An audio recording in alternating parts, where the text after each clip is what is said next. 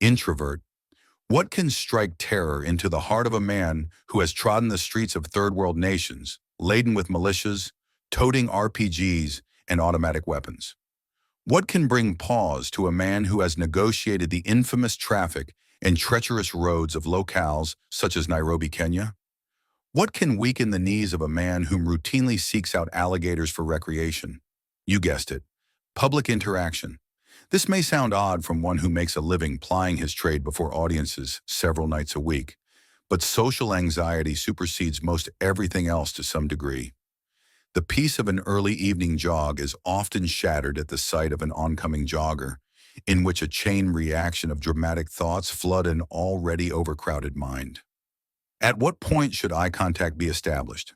Should I remove one earphone in case they issue a verbal greeting? Then the moment of truth. My fellow exercise enthusiast passes with a polite gesture. The tension of the moment has been alleviated without incident. I'm finally at liberty to enjoy the tranquility of the outdoors once more, at least until the next jogger approaches. As a professional musician, I had expected my anxious tendencies to deflate a bit. However, this has yet to be.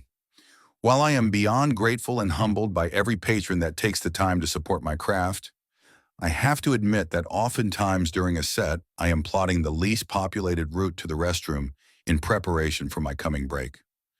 The prospect of speaking instills in me a fear with few rivals. It's a bit of a paradox as my closest clientele has become so as a result of authentic conversation in addition to their appreciation for the music. I suppose it was a bit optimistic to assume that I'd escape the brotherhood of artistic folks with social weirdness. Even Moses pled for the Lord to send another in his stead as a result of his professed lack of eloquence. Yet look at what he was made able to accomplish through the Lord. If he, by God's leading, could lead the Israelites from Egyptian bondage, I suppose I can contend with the conflicting nature of being an introverted entertainer. I'll welcome the label as an authentic introvert over that of an insincere extrovert any day.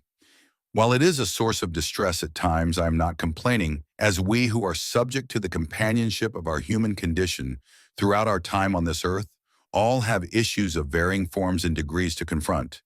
But the faithfulness of the everlasting Father endures immutable,